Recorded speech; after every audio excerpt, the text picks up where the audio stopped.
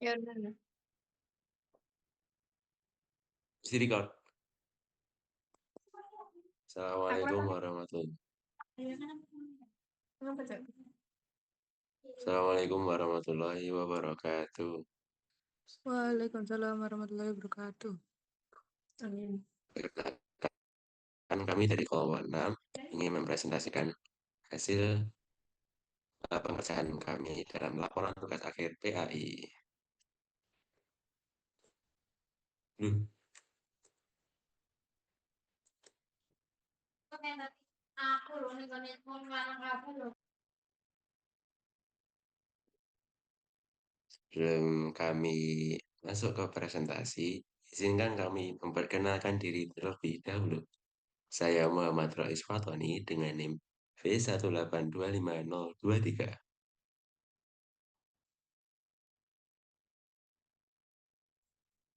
Saya Diva Sabila Putri dengan NIM V1825005.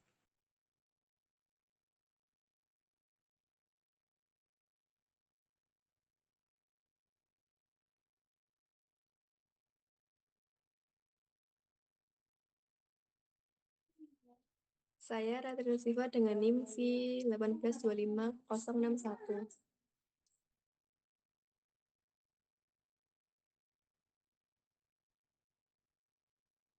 Masuk ke presentasi yaitu laporan kegiatan sholat berjamaah.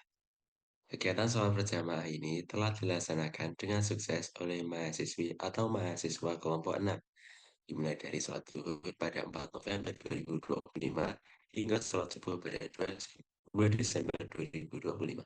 Selama hampir 1 bulan penuh, sholat fardu rutin dilakukan secara berjamaah setiap hari sesuai jadwal. Kelancaran dan konsistensi yang ditunjukkan oleh mahasiswa mencerminkan kesungguhan mereka dalam menjaga ibadah bersama. Lebih dari sekadar kewajiban, kegiatan ini efektif memperkuat kesadaran akan beribadah, meningkatkan semangat kebersamaan, serta menegaskan komitmen mereka terhadap peningkatan kualitas keimanan dan takwa. Lalu ada laporan kegiatan puasa Senin Kamis.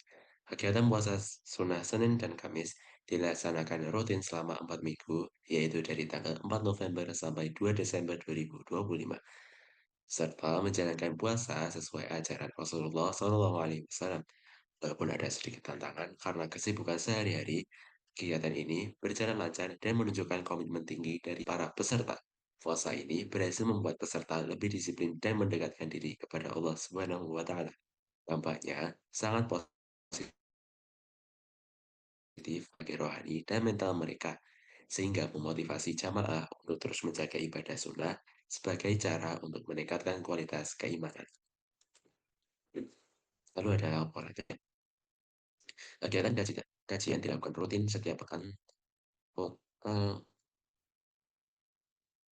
4 kali pertemuan dari tanggal 4 November sampai 2 Desember 2020.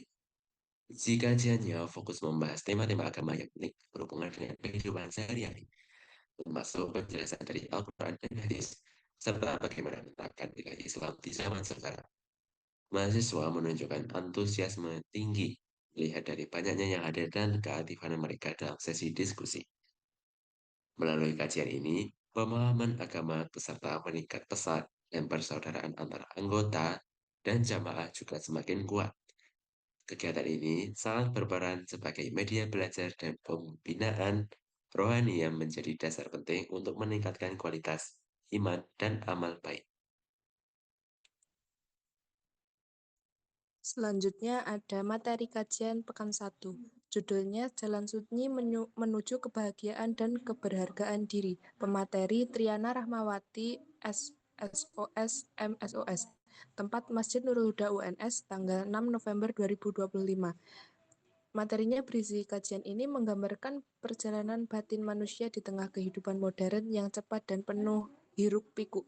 Dalam kesunyian, seseorang diajak untuk mengenali kelemahan diri tanpa rasa malu atau rendah diri. Proses ini dipahami sebagai bentuk keberanian dalam menghadapi kenyataan hidup dan berdamai dengan masa lalu. Kebahagiaan sejati tidak berasal dari penilaian orang lain, tetapi dari ketenangan dan kejujuran melihat diri sendiri. Dengan menerima kekurangan, seseorang menyadari bahwa Setiap manusia diciptakan Allah Subhanahu wa Ta'ala dengan keunikan dan nilai terbaiknya. Kesadaran ini melahirkan rasa syukur, melepaskan diri dari perbandingan dengan orang lain, serta menghadirkan kedamaian dan kebahagiaan yang autentik. Next.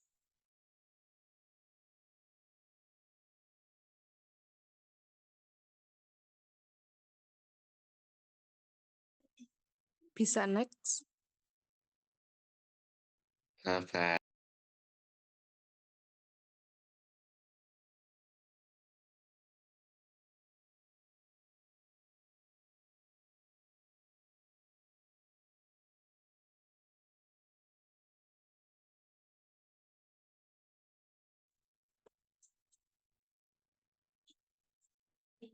Selanjutnya ada kajian pekan 2.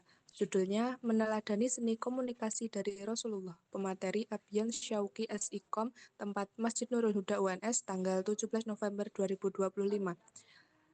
Komunikasi yang efektif sangat penting dalam kehidupan sehari-hari, terutama dalam menyampaikan ide dan pesan kepada orang lain. Rasulullah SAW adalah contoh keteladanan dalam komunikasi yang baik, sehingga beliau mendapatkan gelar Al-Amin yang berarti dapat dipercaya.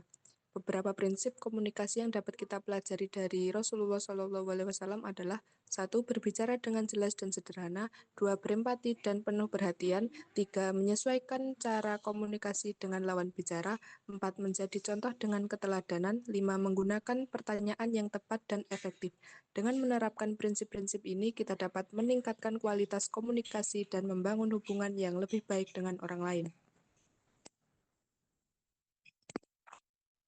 Lalu yang ketiga berjudul Menghindari Masjid Menghidupkan Hati. Pemateri Ustadz Kusnadi Ihwani, tempat Masjid Nurul Huda UNS, tanggal 20 November 2025.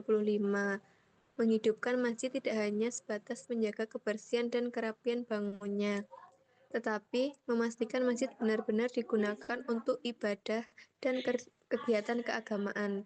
Salat berjamaah, khususnya salat 5 waktu, menjadi amalan utama dalam memakmurkan rumah Allah. Nilai salat di masjid sangat dijunjung tinggi, bahkan bagi yang tinggal dekat, kesempurnaan salatnya dianggap kurang jika tidak dilakukan di masjid tanpa alasan yang dibenarkan. Masjid juga sepatutnya menjadi pusat kajian Al-Quran dan sunnah sebagai tempat belajar serta menyubur iman. Selain itu, masjid bisa menjadi pusat kegiatan sosial, pendidikan, dan pemberdayaan umat. Menghidupkan masjid akan memperkokoh iman, mengurangi dosa, menenangkan hati, dan memperbaiki akhlak. Next. Lalu pada kajian pekan keempat yang berjudul Hakikat Kebahagiaan Dunia dan Akhirat, pemateri Yusuf Haikal, tempat Masjid Nurul Huda UNS, tanggal 27 November 2025.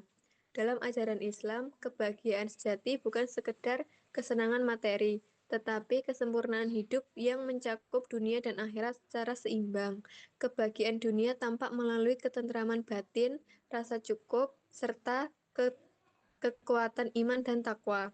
Seseorang muslim dianjurkan untuk bekerja, mencari rezeki halal, dan menikmati nikmat dunia tanpa berlebih-lebihan. Sementara itu, kebahagiaan akhirat adalah kenikmatan abadi bagi hamba yang istiqomah dalam ketaatan dan tulus beramal. Dunia dipandang sebagai tempat menanam amal, sedangkan akhirat tempat menunaikan hasil dari usaha manusia.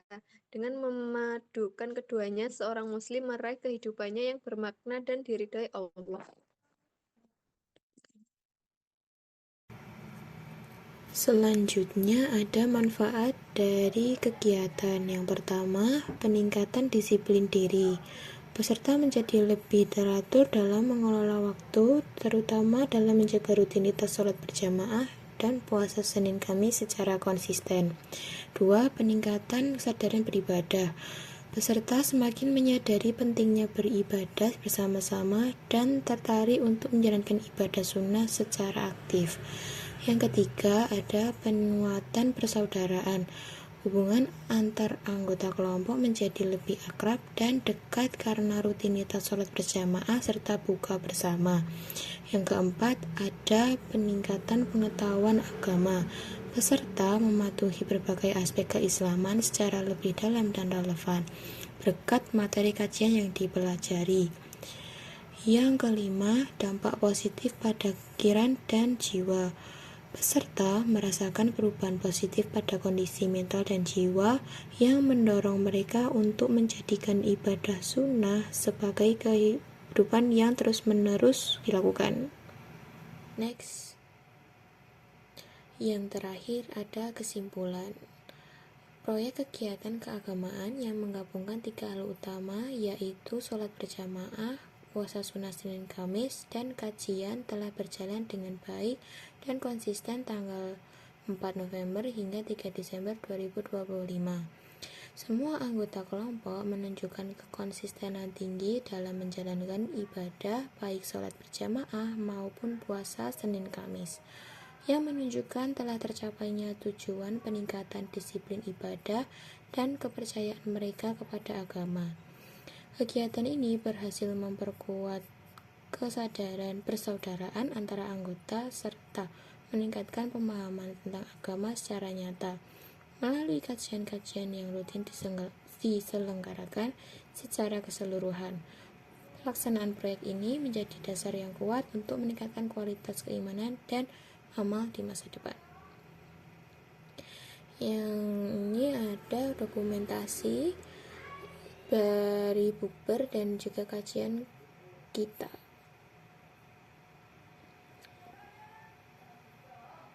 Next.